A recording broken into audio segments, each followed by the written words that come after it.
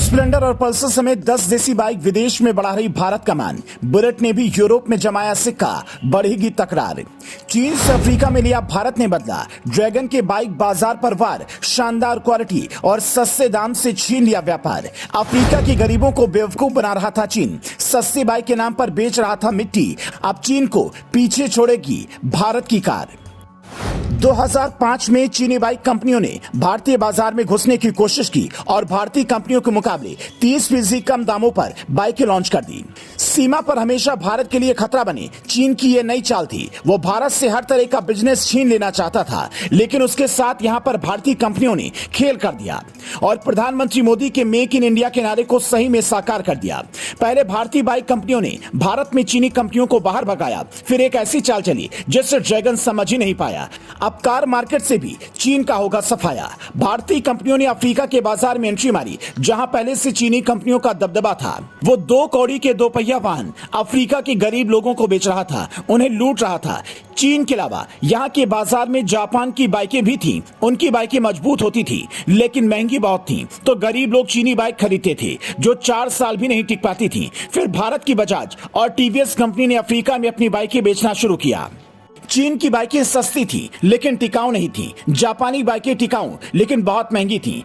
ऐसे में अफ्रीकी लोगों को भारतीय कंपनी ने एक बीच का विकल्प दिया। बजाज और टीवीएस ने चीन से थोड़ी महंगी और जापान से काफी सस्ती मार्केट में बाइक उतारी, लेकिन उनकी गुणवत्ता बहुत शानदार थी जो जापानी बाइक को टक्कर दे रही थी। इसके अलावा भारतीय कंपनियों ने वहां के लोगों को बाइक रीसेल वैल्यू भी दी।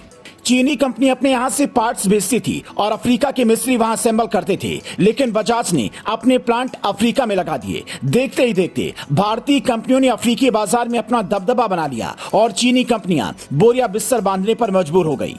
कहते हैं कि किसी देश को अगर मारना हो तो सीधे गोला बम मारना जरूरी नहीं है, उसकी इकोनॉमी पर चोट करो। ये बात पीएम मोदी अच्छी तरह से समझते हैं।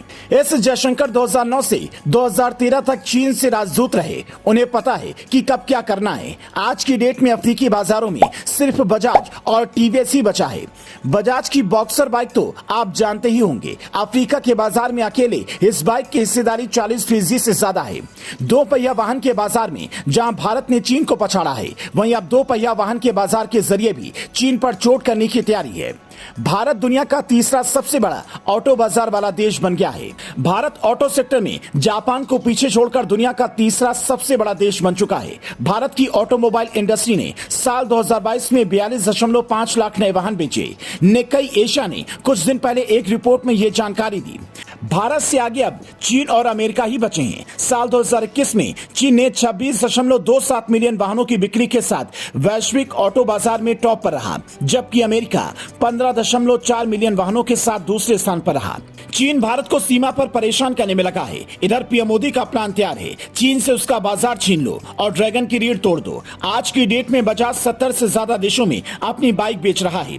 टीवीएस 60 से ज्यादा देशों में बाइक बेचता है। इसके अलावा हीरो भी 40 से ज्यादा देशों में बाइक बेचता है। ये सभी भारतीय कंपनियां हैं जो मेक इन इंडिया को असल में आगे बढ़ा रही हैं और हम यहाँ चीनी सामान को त्याग नहीं पा रहे हैं।